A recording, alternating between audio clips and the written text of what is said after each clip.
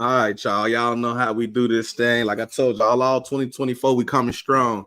We bringing y'all nothing but positive interviews, some education, some entertainment. We're not gonna attach anything to this particular show, but we do got the reran hoodies. You know what I mean? That's that Reconstruction era reparations act now. You know what I mean? Black people that suffer long and hard in this great American country that we live in, and we definitely need our get back. So, you know, reparations. So go to reranforblacks.com and go sign the petition. Right now, reran is all about property ownership, and the hope is that we can get our black folks some property without having them to pay property tax for at least the next 400 years. You know, if y'all know anything, sound like a plan. Man, listen, if you know anything, you know that land is where the money actually is. And our ancestors sweated and toiled over the land and created this economic engine that is called America. So once again, we got the reran hoodies led by Howard Ray, but we in all support of black people getting reparations. So that's Reconstruction Era Reparations Act now, blacks4reran.com. Go check it out. That stated, you know what I mean? I got a very positive brother that's making an impact, you know, not only in Chicago, but in Atlanta. From Atlanta, right? That's yeah. I'm in Georgia. Yep. In Georgia, pardon. In Georgia. And you know, and so he took his west side and took it over there to Atlanta or Georgia, and is actually doing some amazing things too. So I wanted to make sure that I brought him. She said her friend said, "Hey, we didn't even get a chance to get into the dig." So you know, I wanted to make sure that I bring the brother, you know what I'm saying, in front of the people so we can start to expound on mindset and things like that, how you could go from the west side of Chicago in some unfortunate circumstances to transforming yourself and your community out over there and in Georgia. And it's always home. You know it. Everything is always home. That's the staple. That's where it comes from. That's the DNA. All day. So that said, I want to go ahead and introduce the brother Greg McNeal, and you know, let the folks know who he is, brother. Yeah, I'm Greg McNeal. You know, in Chicago, everybody know me as Money. You know, the reinvention of man became Realionaire money. Realionaire is a purpose-driven individual with core values that money can't buy. So, you know, the irony in that. Yeah, amazing. That's super dope. What part of the West Side are you from, brother? I'm originally from the Henry Horner Projects, but okay. Once I evolved and became a part of the street life, I was everywhere, West Side and South Side, actually. But okay. Pulaski Road was a staple for me, and I would say Mayfield as well. That was one of my stomping grounds early on before I really spread my wings. Mayfield in Washington, the West End area. Yeah. Okay. Yeah. That's why I was trying to bring it back home. I was trying to see if you was over here in the Austin community. Oh yeah, I'm the last home I had went before the before the feds came knocking was right off Division and Menard. Okay, right. That the 1200 block. Yeah, right. Okay, 1200 block. Yeah. Yeah, that's the part that I'm familiar with. Yeah, I'm a little bit familiar with the background and how the feds came knocking, but you just touched on those two things, being a part of the street life, and then the feds came knocking. So, you know, if you want to start the story there, that'll be dope. Because again, I know we got a lot of brothers and sisters that might be listening that's from that same ilk or know people from that, and they need to know that you could transform. So, how do we get there? Let's start there at the beginning.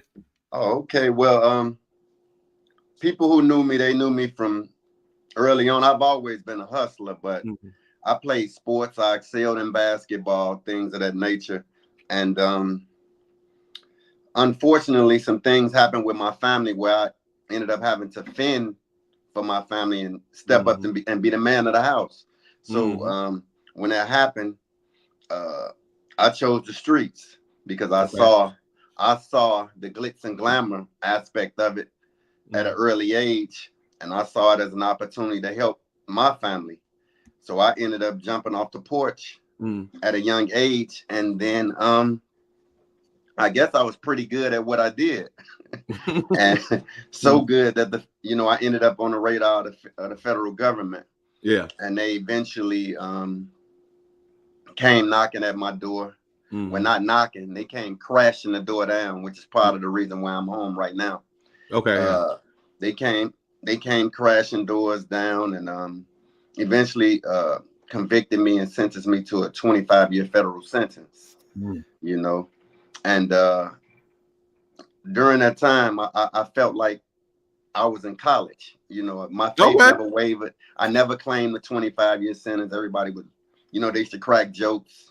Tell me it was like Eddie and Martin life, because I was like one of the only guys in the prison that I was in. I had the most time that you could possibly have to be in that prison. And I think they did that to mess with me mentally. You know, it was like a mental way to break me, because I was seeing brothers go home every single day, go on furloughs every single weekend. And it was just an attempt to try to, you know, play with my psyche, but I never let any of that stuff affect me or my focus. And I eventually got my entire conviction overturned, sentence vacated on a Fourth Amendment violation, illegal search and seizure, after serving close to 5 years on the sentence. And I think a lot of brothers today, they take pleas, they tell on a fellow brother or whatever because of their fear of the federal government. But oftentimes we make these cases for them. They don't even have the cases, but we build the case, make the case for them. I felt like I would never put another one of my brothers in harm's way. So I took them to trial. At a young age, I had the mindset to take them to trial, preserve my appellate rights. So if any laws change, they would be retroactive to me anyway. Outside of the fact that I had the issues of Fourth Amendment violation, illegal search and seizure, where they came in, tore doors down, and just created a full case against me through some BS. Right. That's interesting. So when you said that spending that time was like college for you, is that what you meant? Like you went in and started absorbing books and things like that? So it was I was at East West University. I was starring in basketball there. I was number 5 in the nation in scoring. NAIA when they came and arrested me. So it was like I continued my college education, but from a whole different perspective at that point, because I aligned myself with guys who were knowledgeable about the legal system, education-wise, as far as spirituality, not just the religious aspect, just spirituality in general. And it kind of helped me. Like it put me on a platform, like I said, where I felt like I was not incarcerated. And although they were trying to, like I said, play with my mind with a certain thing, like putting me in that position and putting me in that prison with all that time. When I should have been somewhere else at that time, it was like nothing fazed me, because I knew that I was there for a moment, and I knew what my purpose was. And I knew once I got out, I would be sharpening my mind to be able to execute my purpose fully. That's dope. That's super dope. And like you said, you defended yourself. You said at a young age, how old were you when you defended yourself? Not actually with the. I had attorneys. I went through several attorneys. I had I spent maybe 250, 300 K on lawyers, but at the end of the day, the creator was the ultimate attorney for sure. But I said with me, I didn't allow attorneys to dictate what I was doing. I see what you said. A lot of us allowed the attorney to push all of the buttons. This is your life. They don't care. I had an attorney tell me, Greg, take 20 years. Look at it on the bright side. You still young. You're going to come home. You're going to steal. I say, what? And that same attorney was at my hearing when my conviction got overturned, sentence vacated, and she saluted me. She said, wow, you just cut from a different cloth, because there's no way I would have tried these people the way you tried them, because there was an opportunity that when I went to trial, I could have received a life sentence. But I rolled the dice, and the judge was in my favor as well. He just felt like this is a good brother. I just cannot see myself giving this young man more time than he is old. That's what's up. And at that time, I was 23. And when I actually got found guilty, I was 25 years old. Was the judge also a brother? No, white guy. He just did not. He was like, this is a Dr. Jekyll and Mr. Hyde situation, because on one hand, this guy's this person, and then on the other hand, y'all saying that he's this person. He just didn't see it. I only ask that because I do just so in this upcoming election in March, we'll be selecting some judges. You know what I mean? And I work with a organization, the Coalition, in which we just did a round of endorsements for a bunch of different judges. I think people don't realize how important who's sitting on that bench is. We only think about the president and vice president, man. I'm trying and to that's tell not you, as important at all to us. We need to deal with lawmakers and the real people that really matter. Exactly.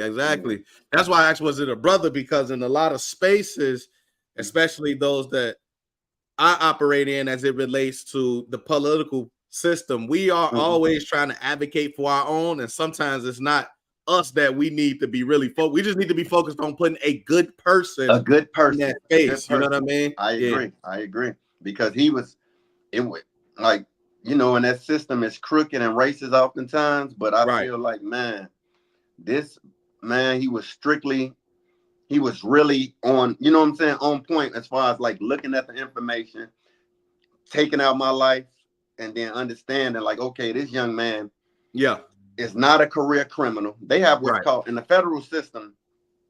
A lot of people don't understand this. They have what's called an 851. And an 851 comes about when you have one prior conviction. They can double your mandatory minimum from 10 to life to 20 to life when you're dealing with a conspiracy. So my conviction was I went and did 4 months boot camp on a case where the attorney was ineffective. He was on drugs. He had AIDS. He had so many different ailments that was going on with him that he never should have been my attorney in the first place. He should have been disbarred. But the judge took all that in consideration and said, how are you going to say this man is a career criminal when he's only did 4 months boot camp in his entire life? It just shows you that the federal government is allowing these young brothers to take this probation. They're allowing them to take this year and a day that they used to give out because they only care about the conviction. Once they get the conviction, they got you. So now that they had this conviction, they've disarmed you. You can't carry, you can't protect. And now on top of that, not being able to protect, you get yourself caught up in a position with me where I was a guy who was, high on the food chain as far as being a drug, a person who supplied drugs. So now you're under me, and you was just a pack worker, but you became a part of my conspiracy, and you had a background where you caught a possession case. Now they've doubled your mandatory minimum from 10 to life to 20 to life for nothing. But we so uneducated to the system. So that's where I come in and play, where I began with my I don't like to say public speaking or motivational speaking. I feel like it's mindset shifting, because I feel as if a motivational speaker can have you on a high in that moment. What actually happens after that moment? So I like to leave stuff that's gonna be, mind altering. So I'm into mindset shifting. So that's why I feel like I can tell a young brother something about that 851. It's like, oh wow. And then make them think, and it's like, man, so if I catch one case, they can double my mandatory minimum. Yeah, they double your mandatory minimum. Yeah. Man, listen, that's what we're here for. Yeah, that's what we're here for. We're here to talk about that mindset shift, and we got a nice little audience. So what's up, everybody? Quite a few people done tapped in already. There's a couple questions. Hey, what's up, family? Yeah, right, the right way. Appreciate y'all tuning in. Look, I'm fairly certain you don't even know what the Safety Act is, because this is an Illinois-based law. So are you familiar with it? Is that the one where we're letting people go and all that? It's very comprehensive, but with yes, the cash no cash bail. The cash bond and all that. Part of it is a no cash bail. It is right. I'm familiar, but I haven't really did the full research on it to really elaborate in detail on it. Yeah. Man, say where he from? And so he from right now. I'm originally from the Double H, Henry Horner Project, but anywhere through that west side, it's money, and my last name McNeal. So he said, "Y'all know Money, man. Money McNeal, man."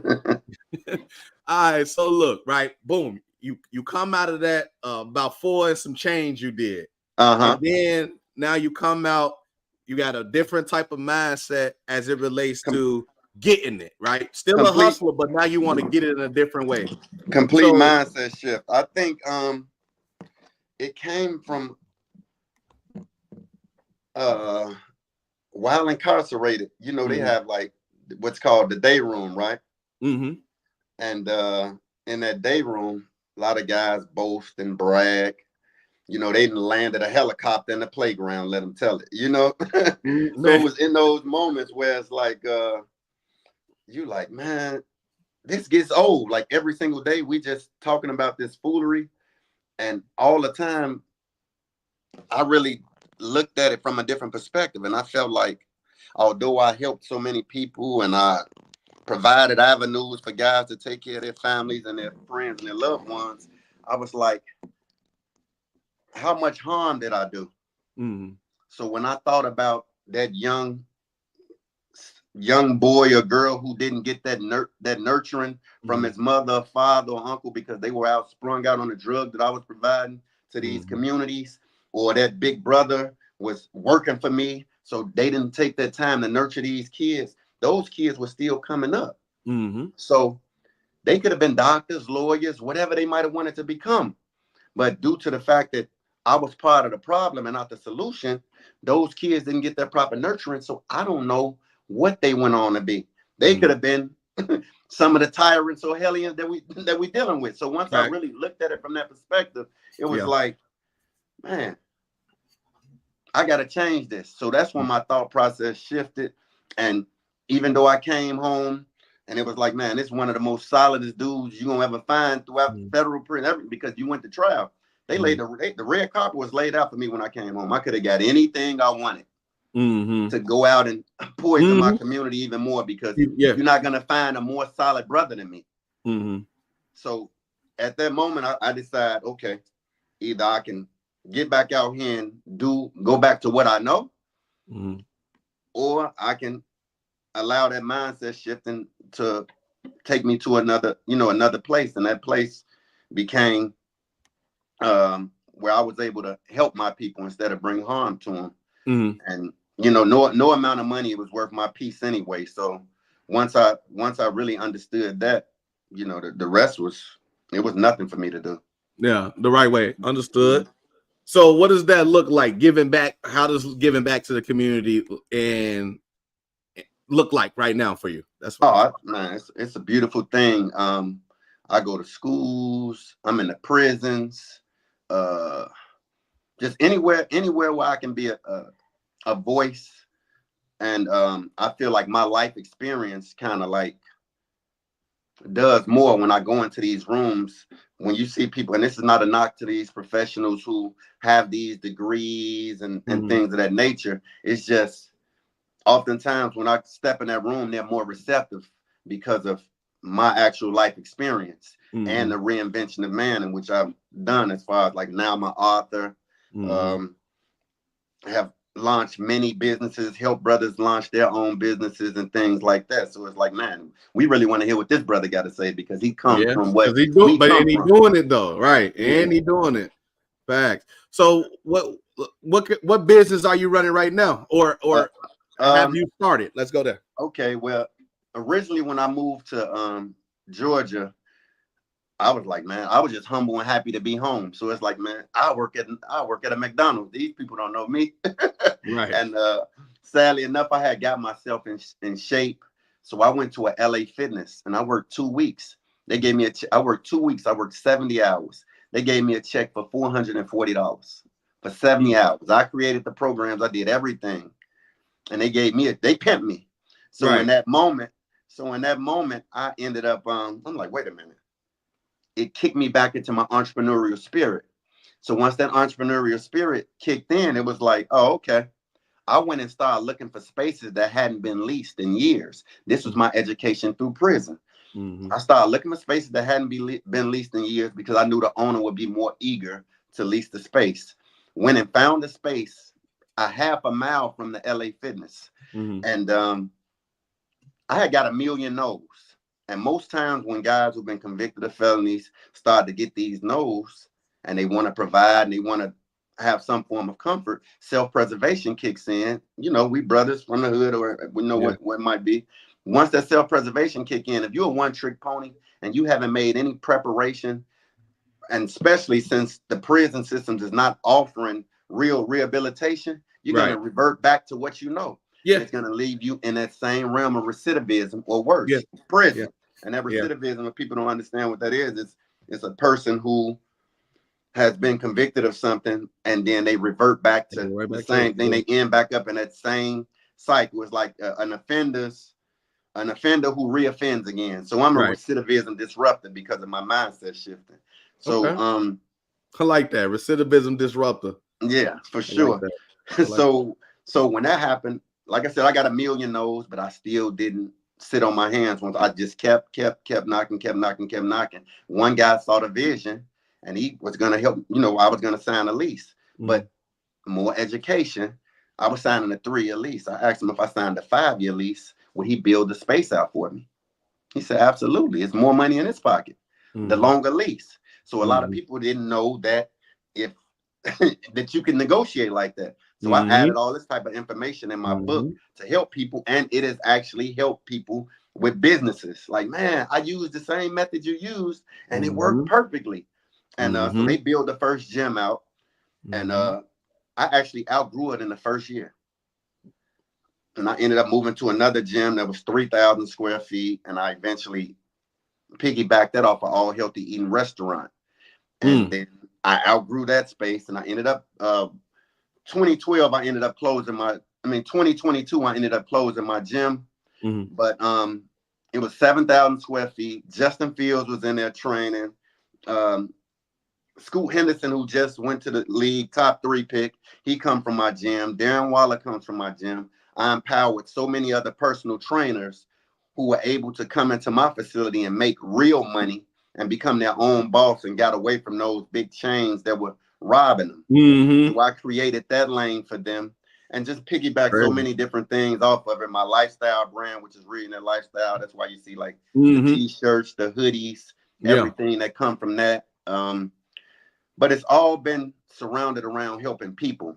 The fitness, the healthy eating, everything that plagues us as a people. I've been a part of trying to correct those things. So I know that's my calling, and I'm living in my purpose. So it never feels like work to me at all. Yep. I got a couple folks that was chiming in. So Reparation Ray say, how can we convert these former felonies and activities and future ones?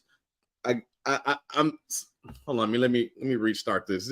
He says, how can we convert these former felonies into activists in future political power? He said, I got the answer, but I want to see if we're on the same page.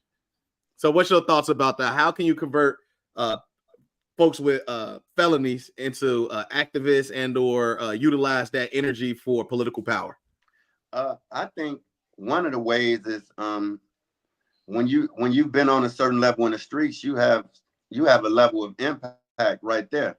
So it's like using your voice, using your platform as far as to get the ears of the people and telling them the importance of what we're doing politically. Like when we just voting for a face and not what goes behind, what goes behind that face. Yeah, I won't even lie to you. A lot of times my businesses were kept afloat by people that didn't look like me. And people don't, and a lot of times we don't understand that. Yeah, but my businesses were really kept afloat by people who didn't look like me. Yeah. So that's not. So I'm with you on looking past the faith. I would love for it to be that way, where we unified and working as one. But in the event that we're not, we have to do our research. We have to do our homework. Yeah. So it's like me. I feel like I have a voice, and there are people that follow me because they understand that I'm on a righteous path, and I'm just a righteous brother by nature. Right. I don't have. There's no snake in my body. Ain't no snake bone in my body. So it's like, if I'm really pushing for something in politics, which is not something that I've never really stepped into, they know that I've done my homework. They know that I've done my research. And it's like, okay, this might be a smart decision. But I think they handicap a lot of, like even here in Atlanta, the right to vote because of felonies is a big thing that we're fighting. They're fighting out here right now. Yep. So it's like you have to first preserve those rights and then start to attack it, from inside once you're able to basically infiltrate it, Right. So I'm gonna assume this particular question, really corresponds to how it's been since you had gotten out and started your own business and things like that. So this brother, First Night Out, says, does America fully accept former felons back into society? Nah, I think like when I came home, like I said, first of all, there was no real rehabilitation in the actual prison system. So a lot of guys are going in there and they just trying to find out how to become better criminals. So but you got brothers like me who want to come out and be different. So first off, you're trying to find gainful employment. So they're asking you to check that box.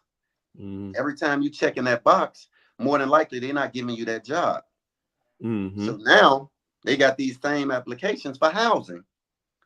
Have you been convicted of a felony? So now I can't get housing or employment. You kind of forcing my hands at this point, especially if I'm trying to be a provider to my family.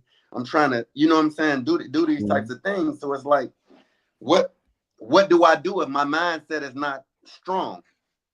I'm reverting back to what I know. So I don't think that America really accepts us back into society, because if they did, you will have your full rights. I mean, I could see a program where it's to 2, 3, 5 year where you can be able to arm yourself again and all these type of things. But just because I have a felon, I could have had a felony 30 years ago, but I've been a felon, so I can't carry. And then not only that, if you've been a felon, it don't matter how long ago you've been a felon. If the feds decide to pick a case up, you could have caught a state case. But you have been federal. Man, the feds can come pick up any case of mine and make it a federal case and run me up the roof again. So the flexibility and their ability to just play with the laws is ridiculous. And until we so as a person who's been charged through the federal government, is there a way that those charges could be removed at all, so those type of things won't plague you? I'm looking into that now with a company that I'm working with, because they do good with expungement and things like that. But the crazy part about my case, the thing that they were like, my conviction got overturned, my sentence got vacated. But what people don't understand is that they're so diabolical that they threatened to retry me. When they threatened to retry me, they went and got a co-defendant, brought him back to Chicago, offered him 5 years off of his sentence to come to trial on me. I just didn't want my family to go through the whole process of me going through a retrial. I took a plea agreement for a phone count that never existed. They never had me on the phone, anything. So the case that I'm convicted of never happened. So it shouldn't be on my record at all. That's what there was never a phone count. So it just shows you how fraudulent the system is. And a lot of people, this is probably the first time I ever mentioned this in an interview. This is that's how diabolical the system is. They charged me with a phone count that never happened. Wow. And just so they can get a conviction. And be able to continue to have a hold on me. You know, so it's just unfortunate how they play, but it's like they make the rules and break the rules. But it does sound like that's one of those issues, such as them kicking in your door, that will allow you to have full expungement. I agree. So, I agree. So that's what I'm working on now. So that might even be a blessing. You know, might turn out to be a blessing. Yes, First Night Out the country. Okay. I've been everywhere. So you can travel out the ready. Yeah, I've been everywhere. So I want to get into some questions, because we've already touched on mindset and things like that. And I know you said when you were sitting in the day room, you really started thinking about how what you were doing impacted the community in ways that you couldn't even imagine, because you didn't even know how the effect of those kids that was actually a part of that. You know what I mean? So beyond that piece having led to a mindset shift, were there any other strategies or techniques that you used to stay motivated and focused on your goals during your time? I did read a lot. I stayed away from the Zane books and all that other craziness. I did a lot of educational, motivational books. And I really stayed focused. I blacked out from all of the things that I felt like weren't beneficial to my growth. I kind of stayed out of the way of them. And I played a lot of sports. So I played basketball. So even in prison, they used to bring former NBA player Chris Carr into the prison to play against me and it boosts the whole morale of the prison because I used to play against these boys from the NBA and I used to be killing them. Anybody that was in the feds with me, they'll tell you. They like, man, I was like Michael Jordan in the feds. They'll tell you. So it was like, it helped a lot of brothers' time go by. So between sports, exercise, and reading and continuing to apply the knowledge. And I say, like I say, my 3 keys are always going to be consistency, and you got to be disciplined at all times. Stay consistent. You know what I'm saying? So if you got a program, stay on that program. Always educating yourself. So not people downplay knowledge, but if I didn't have the wherewithal to know, man, if I go to trial, I preserve my appellate rights, I would have just took a plea agreement and just would have been rotting in there. My out date was 2027. I'm not supposed to be here right now. So it's like we must educate ourselves, You said 3. You said consistency, discipline, education, and knowledge. And then what was the other one? Or was those the 3? Oh dang, I lost you. Hold on 1 second. It's coming back. Oh, it's my charger. Let me try to. Oh yeah. Nah, we might be good. Let me see. Okay. Not charge. Hold on 1 second. We can still hear you, so I guess I ask if these questions. My 3 keys. So hold on. It was hot. Okay. All right, there you go. Yeah. Well, I was just speaking on education aspect, but my 3 keys are hard work, discipline, and consistency. Okay, there we go. Okay. Those are my 3 keys. Okay. Hard work, discipline, consistency, the right way. For sure. Yeah. Reparation Ray asks, do you think Larry Hoover being released can change some things in Chicago? I think at a certain point it would have, but I think now these youngsters are they kind of have a mindset of their own. So it's like the leaders are not really the leaders no more, because it's like they're not really honoring too much of anything. I think everybody asks me like what happened with Chicago. I think a lot of it comes from us not being forgiven. A lot of the wars and continuance of stuff that's happened 20 and 30 years old, we don't know how to forgive each other. So we continue in that same downward spiral with the gangs, steady beefing back and forth. I had a situation that came about with me in prison where I had to show the signs of forgiveness. This is another way they was trying me. When I got to the prison that I was at, they had a brother that was set to take the stand against me. He told the feds that he was getting a certain amount of keys from me weekly, monthly, whatever. He concocted a story to get a time reduction, which they allowed in the federal government. So when he found out I was going to trial, which most people don't, if they take a plea agreement, if I would have took a plea agreement, he still would have got the time off. I decided to go to trial. I get to face my accuser. So now it forced his hands. He recanted his statement. They sent me to the same prison that this man was at.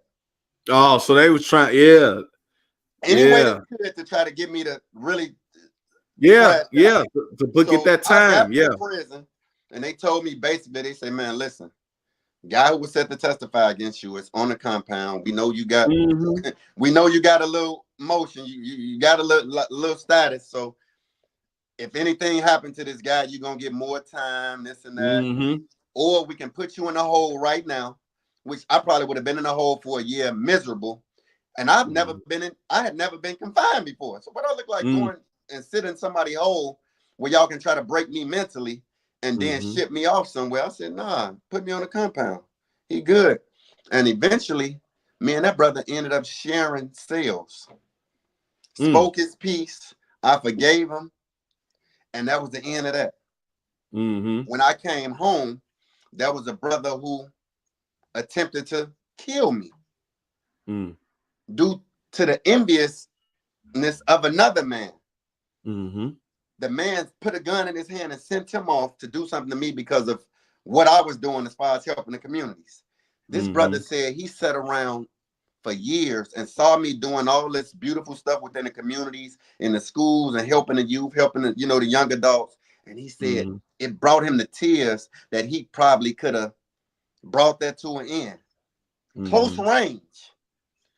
I met this brother. I met up with this brother 2 or 3 years ago.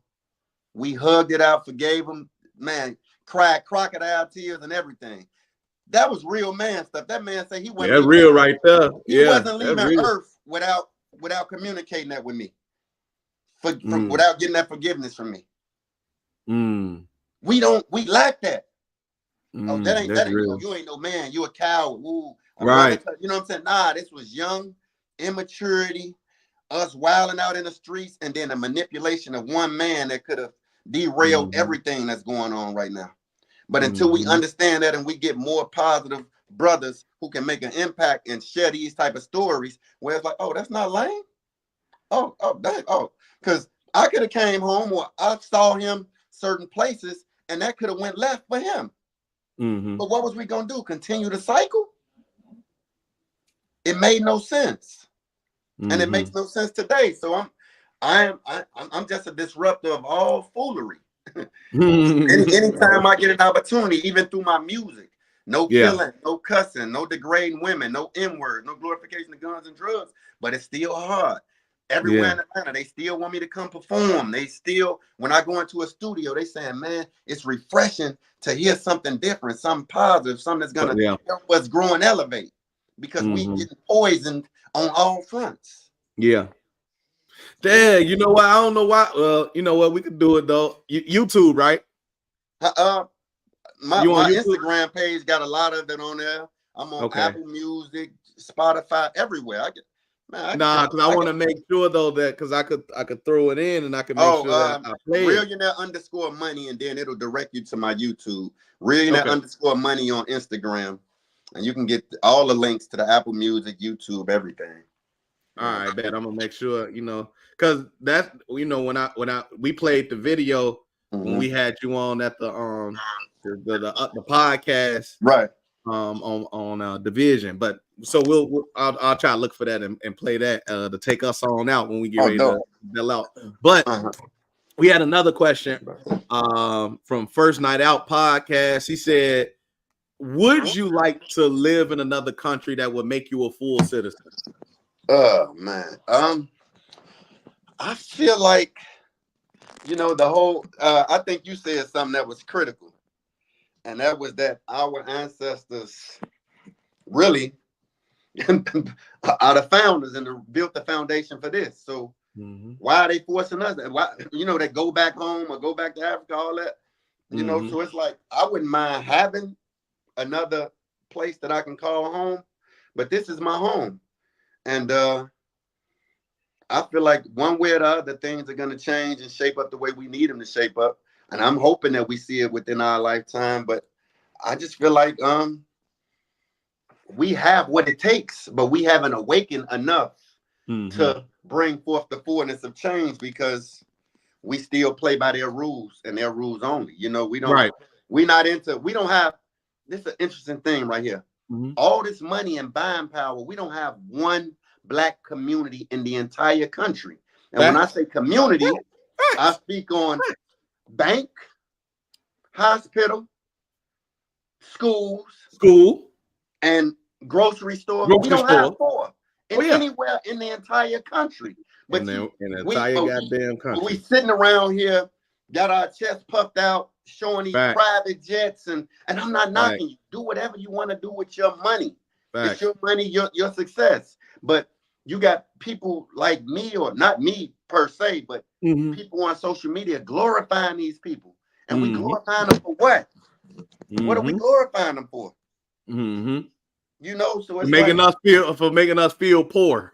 Right. Like, nah, let's start building up some real communities and start really creating this generational wealth and showing people how to really get to a bag. Like me, I never hold anything. Like it's guys here who went on to be millionaires, who own gyms, blew right past me, but came and sat with me for weeks at a time. I never even mentioned these brothers, and they kind of caught amnesia. But I sat and I do it with a smile. I've done that with several brothers, helping create businesses, and I never mention it and never look for a handout back. You know, just create. I just feel like we supposed to be. I'm doing what I'm supposed to be doing. So even when guys get mad, like, man, why you giving that? Why you doing it? I don't care. This is my brother. I want to see him win. I want to see him elevate. But a lot of us still stuck in that crab in the bucket syndrome, and they just continue to pour. You know, and that's why it's difficult for guys to come back to the community. On the flip side of that, you come back to the community, you get knocked off. Because you're doing okay. If you're doing okay, you know, man, listen. Instead of saying, man, this is my motivation, it's my inspiration to do better. How can I get what you? How can I get what you or do what you're doing? Yeah, you know what I mean? Gonna take it. Man, I'm gonna take it. So that's why, man, I'm so peaceful. I know I'm covered. So anything I do, man, it's like I don't look for no handout. I don't look for no what I can gain from it. I'm just really trying to shift the brother's mindset and change their thought process to get on the wavelength with me. Like, man, because you get more brothers on the same wavelength as me, then we all can win. The right way. And that's how it's supposed to be. So I got another from First Night Out Pod. He said, this is only a joke. He said, but how can't go to school and become accountants or chemists? He said, man, you guys got the experience and the tool. Hey, they called me a chemist. That's what the feds said. Hey, I could turn 1 to 2 like a Siamese for real. So I could have. I was actually in college. I could have directed that, but it's like when you look up to certain brothers and you see that fast money and that fast life and it's just coming, and I don't have a person like myself telling me, man, that is nothing. Stick to what you're doing.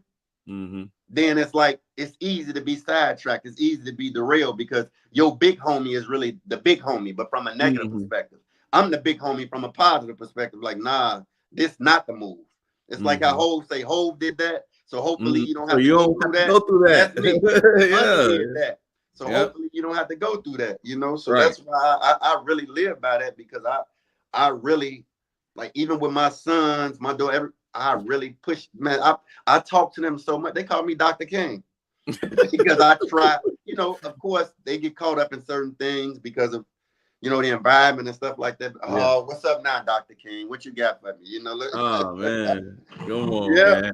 So look, leaving it right there, let's tie this in, right? So obviously you wish, you know, you would have had someone that could have imparted what you are now trying to impart into not only, you know, your kids, but even the entire community, right? So to that, what advice would you give to others who may be facing similar challenges to you and aspire to pursue their entrepreneurial dreams?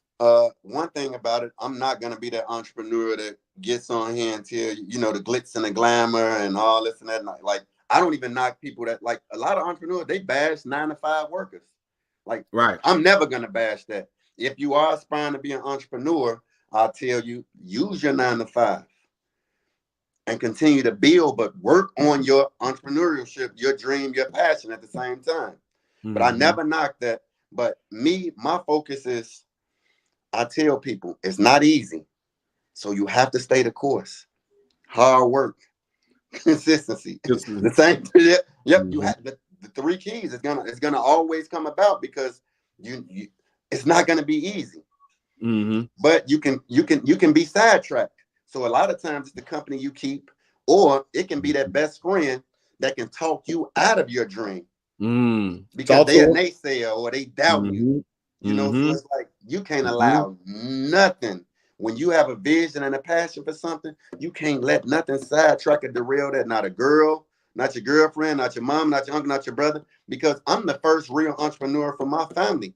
And nobody gave me no blueprint. It was all through trial and error. I don't know if people understand. I was 20 years old, 21 years old. I had a Philly cheesesteak spot on North Avenue. I don't know if people remember this. North Avenue and right off Austin. by that real, but it was a barbecue restaurant right there. My Philly cheesesteak restaurant was right there, and I had a barber shop right there at 20, 21 years old, and nobody understood that I had a gym built in Maywood. R. Kelly used to come to my gym every single night. NBA players was at my gym every single night. I took this from hoops to gym, the concept where they was charging I was charging us $100 an hour to play basketball. My thought process was always like, man, if they doing this, we can get our own money and build our own thing. So I built the gym on 10th and Madison in Maywood, and brothers started coming to my gym, and I charged less than hoops. I did an off the street thing for the kids. I added a restaurant inside of it, and people never knew that it was mine because I didn't have my chest puffed out. You know, I was just about creating ways that we could win. Had the mortgage company on top of it. So now we acquiring properties. I'm allowing my family and friends to gut the properties out, all this at a young age. So they didn't want this on the streets. You know, at that young age with that mindset, come on now. So it's like I said, when you get more people with that similar mindset, the relationships are bigger than anything. That's going to generate the money. It's not always about the money. I tell people today, man, us as Black people have to realize social capital is a powerful thing. It is. We don't realize how much connections can get us closer to our dreams. And if you, as you were speaking about, got the wrong ones around you, how quick they could take them away from you as well. But that social capital is a real thing. We have to start building with one another. You know what I mean? Yes. It's all competition with us. You know, it's all. So oftentimes it's sad to say, but it's competition, and I'm not in no competition with none of my brothers. Even when I speak on like the positivity of my music, I never knock these young brothers for creating a lane to provide for their families. But these brothers don't talk about the flip side. Like even they say Future. I've heard McNeal. I put it in one of my songs where he said, "Oh, we talk about this because they pay us more." Right. So you're gonna poison these young kids, and then Future said, "Man, I don't be doing all that drugs that we talking about." Right. So you got these young brothers really sending themselves off. Y'all are the people that they're looking up to. The fake, no, I ain't no role model. You are a role model by default. Even if you don't want to be a role model, you are a role model. I honor that and I accept that. So I know that I'm a role model. I know that people know me for doing a lot of the wrong things as well. So it shows them now that, man, if money could change his life, then I know I could change. This man was at the top of the food chain. Yeah. And people don't realize how much the Black man has a voice. You know, when Black men stand up, like real Black men stand up, everybody else got to take a seat, man. And part of the issue that we face is not enough of the real Black men are standing up and being a voice for the community in the right way. And then when you do, like you said, they'll plant something on you that try to take you away from the community. You know what I mean? Not only that, you can't have that ability. Not only that, to I think the definition. Not only that, I think the definition of a real man has been twisted. Because a real man is a man who's about family, who's about community, who's about unity, who's about us growing. A real man ain't a guy because he got some money, he got a bag or this and that. That don't make you a real man. You know, I say, man, I speak through that music. I really try to edit, help brothers grow through that music. So I recommend people go and check it out. I see Lulu say, what is your biggest joy? My biggest joy is just being able to get on a platform like this with a brother like you and really build, and hopefully something comes from it that can help someone else. I have no fears outside of the Creator. So it's like, man, I do what I do. I don't fear going on no blocks, speaking to no young brothers. And like, I'm not intimidated by that, being an older guy. Like, I don't care nothing about how y'all slide and all that. I go to any block, anywhere. and I sat in Fulton County Prison with Lucci Gang, Young Thug, his gang. I sat right there. Like, if you go look at pictures on my Instagram, I'm in the pod with them. Doors closed, no security. And them brothers embraced me for a month straight because they understood that I came from what they came from. And they got real food from me. I bought my books in there, gave them the books.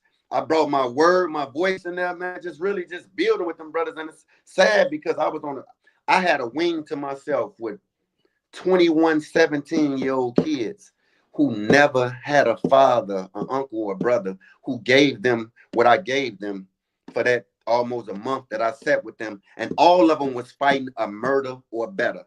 Yeah. Some never ever would see the streets again. And they were just like, man, if I would have had a brother like you who could really like cut into me with your experience, bro, I promise you I wouldn't be in here. And to hear that, it kind of like, it hurt me. Like when I left, it was like really in tears, really emotional because, and I'm driving an hour every single day to make sure I get up there and you know what I'm saying, speak with them.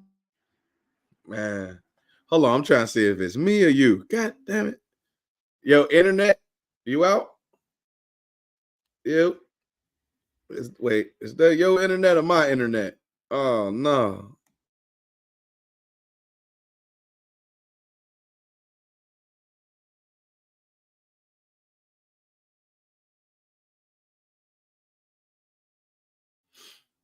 Yo. Let me see. Hold on. Oh man, I think that's his internet. Let's see. Yo. I think that's his internet. Man, y'all know how it be sometime, the internet, man. Yeah. Oh yeah. Okay. Either that or his battery died. So man, we was, it happens like that sometimes. You know what? While we wait though, I'm sure you're gonna pop back in. Let me do this, man. You know what I'm saying? Like the man said, he got some music and we got to support. So, we got the music loaded up, ready to go. So let's put that on. Let's see how we rocking with it.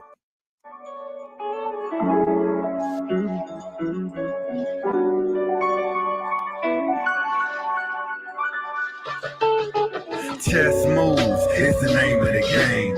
Gotta move smart, just stay in your lane. Don't compromise morals for the sake of fame. Just because you ain't gangster don't mean you lame.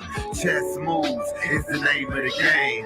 Gotta move smart, just stay in your lane. Don't compromise morals for the sake of fame. Just because you ain't gangster don't mean you lame. Let's stop smoking on the hot pack and start building with a king. It's strength in numbers in this game, you build it with a team. The deck stacked against us, that's why Martin had a dream. If we put our heads together, we return to super beings. The crab bucket syndrome set us back so many years. That black on black crime cost us hurting many tears. They don't fear the gangster, unity is what they feel. Communicate, educate, start sharing new ideas. I ain't into politics, but I'm into getting rich. Preferably the right way, I ain't trying to flip a brick. Some of us on the right path, just keep working through the glitch.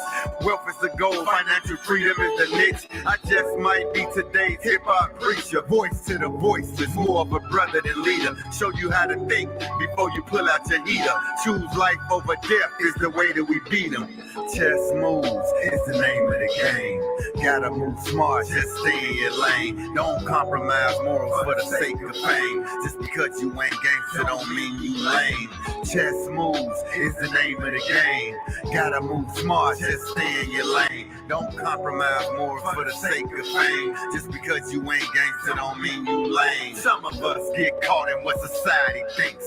Not understanding society won't get that brinks. Your way of thinking could be your weakest link. Sometimes we're most productive when our circles shrink. Generational wealth should be your mindset. Has being your own boss even crossed your mind yet? If it hasn't, then you need to get your mind checked. Life could be much easier cutting your own checks. Of course, there are exceptions to these rules. Not everyone is born to lead, we need them too. As long as you work hard, in fact, it's cool. Some just prefer the corporate route, it's true. There's several ways for us to skin the cat. Be sure to have your brother or your sister back. Reach for them if they ever in a place of lack. And do it out of love without expecting back. Chess moves is the name of the game. Gotta move smart, just stay in your lane. Don't compromise morals for the sake of fame. Just because you ain't gangster don't mean you lame. Chess moves. All right. And the crazy part about the music, is my mother died and I started writing for therapy. So, and that therapy turned into a healthy brand of music. So prior to that, wasn't no rap. I want to be a aspiring rapper, artist. Okay. Nah, it was truly a calling. How those words have came together and how they continue to come together. And nothing that I ever like. Oh, I want to get to a bag. I see rappers doing. Nah, it was like, this is what you're gonna use to incorporate with your public speaking, and you're gonna put it all as a package, and you're gonna show them that you can still create good music, you can still create dope music, you can still be who you are. And like Chess Moves, the song that I did that with my son, the kid in there. That's my son. And I'm showing him, life, chess, life, and I really, man. Nah, that was hard though. I can't make this up. Yeah, no, I mean, look, we are who we supposed to be. You know what I mean? Yeah. No, but that.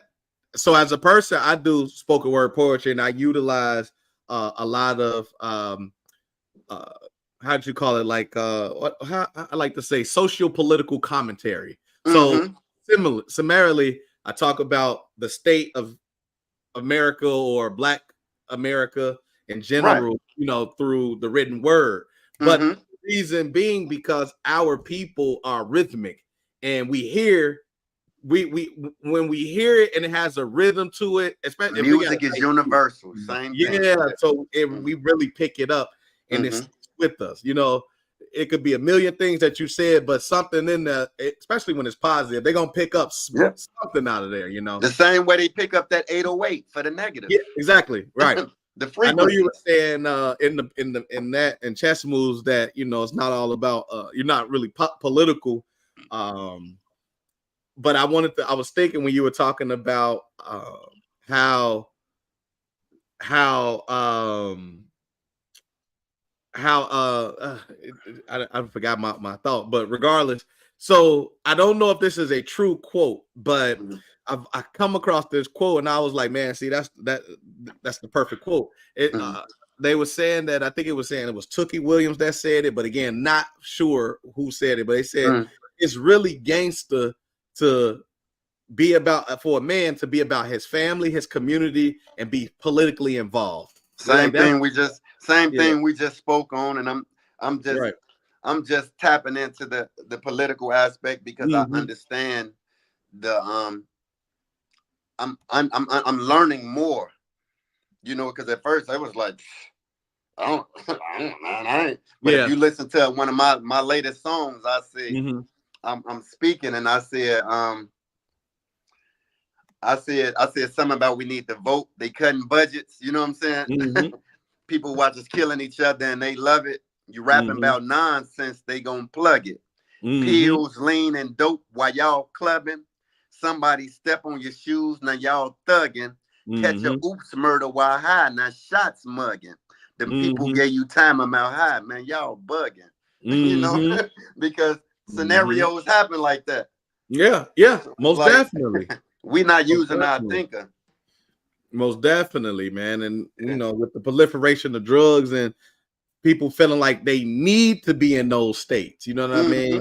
It ain't even to be in those states to commit those atrocities, so to speak. It's to just walk through life, and that's a problem. You know what I mean? Glorified. So it's glorified. But it's glorified, right? Exactly. On top of that. When I was in the streets, that's the worst thing you want to be, is basically a fiend, because a lot of it is you really a fiend. Man, two questions. So two things. Reparation Ray said, do you got contact with Lil Durk? Nah, I don't, but I would love to have it, and I think that would be a good connect. Yeah, for real. My uncle was kind of connected to his father, but I never, I don't get into the groupie time. I am into connecting and networking, but some of these people act funny. Oh yeah, he ain't gonna talk here. And I'm not like that. So. Oh, and then I guess he was saying that last one you started to spit. He said, ask him to rap that one over one of Premier beats. Oh, I can. It's crazy because it sounds in every song, like no cussing, no killing. That one song, it said, I think I said, guys who ego trip surrounded by small fries. Yes, man. They be telling them tall lies. Send them off. Catch a case, they all fried. The gangsters in jail, believe me, they all died. This new age crime on the real, it ain't gangsters. Brothers who tighten up, I am here to say thank you. Shooting weapons blindly into crowds is wankster. Translation goofy, disguised as game banger. Life is evolution. Let's stop the pollution. We ain't never forgiven. We want retribution. Moving like that, there will be no solution. And the cycle continues in the institutions. And that's when it went to no other way to cut it. We probably should just cut it. Take time out to vote. They cutting budgets. Need someone to push the needle, at least budget. People watch us killing each other and they love it. That's how it come together fully. The right way. I hear that. Yeah. I just got one more. Well, I'm gonna throw two questions at you. Earlier, you spoke on Realionaire, but I want to make sure that we definitely capture that. So I want to tie that into a question in itself. So, what is a Realionaire? A Realionaire is a purpose-driven individual with core values that money can't buy. So it's like my loyalty is unmatched, you know. And I know a lot of people when they've been doing a question that like, man, which one would you prefer, love or loyalty? You know, and I just feel like when a person is loyal to you, you know, they going to the depths. You know, it's like it's nothing that they wouldn't do. So it's like we're so disloyal to each other because it's like how to even bear arms against my brother. Like it's not even in my mindset. Don't go to that. You have to really do something to my kids, my family, for me to even think of any type of harm to my brother. But like that's the last thing that crossed my mind. I'm always about edifying them. So I feel like a Realionaire is just that. You know, I'm the example to what a man should be, what a black man should really look like. So when I go in these schools, I'm nice, fit, my pants not sagging, pulled up on me. I really show these young brothers what a man really supposed to look like, not what they depicting in mainstream media. So anything that's positive and righteous, that's what a Realionaire is. Realionaire is. I feel that. Beautiful. So I just got this last question. We're gonna tie it in basically because it's all about, you know, giving back and, you know, making sure that we impart the folks with something as they come in and they leave. And so my last question to you, brother, would be looking back on your journey, what are you most proud of and what lessons have you learned along the way? I think I'm most proud of my resilience. Like I didn't fold. There was many times where I could have folded. You know, it was a time where they told me, listen, if you tell us something about this person, you can go home today. I told them, man, y'all can send me back to my cell. My father was distraught. He like, what? These people about to give you life. Are you crazy?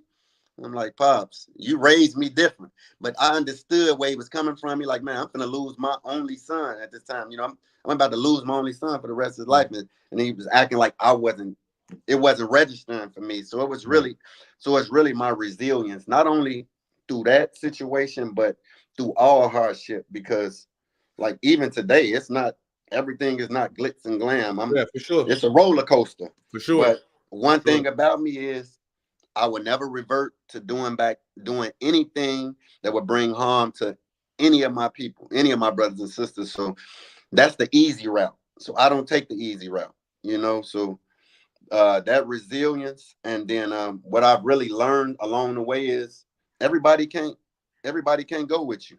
Yeah. You know. So it's unfortunate that I've separated myself from so many brothers who I still love to this day, but I know for a fact for this journey and this mission that I'm on, that you know they can't go. Yeah, facts. Yeah, so everybody can't go.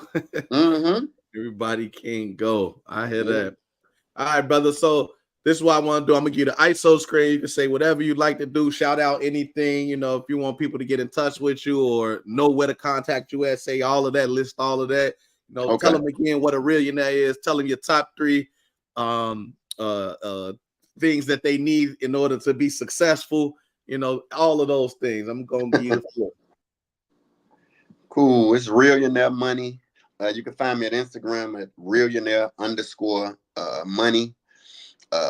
Realionaire Lifestyle Collection for the brand. I have anything you can think of, from t-shirts, hoodies, tracksuits, any of that type of thing. A lot of the information you can get from my Instagram page, Realionaire_money. And what I will leave with you guys is, man, each one teach one. So as we continue to teach brothers a path of righteousness, the Realionaire way, as I call it, like I said, which is a purpose-driven individual with core values that money can't buy. And I think if we just continue to sharpen each other, that we could be the change that we want to see. So I think it is our duty, especially the older brothers, to, be a voice, be a beacon. And I'm doing my part because I'm fearless. And I think a lot of other brothers need to step up. Appreciate your time, bro.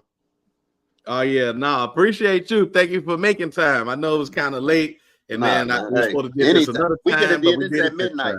We could have did this at midnight, and I was still gonna do it. Man, that's what's up. That's love. Yeah. I appreciate you, man. Listen, let me know when you come in. Do you bring merch with you when you come into the city? Yeah.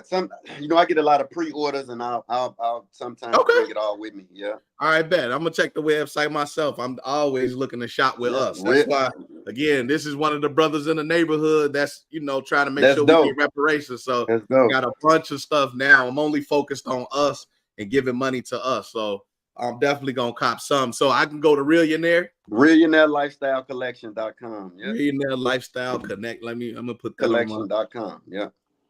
Got you. All right, brother. I appreciate you for coming on. And for everybody that's watching, thank y'all for y'all time. And like I like to say in closing, man, class dismissed.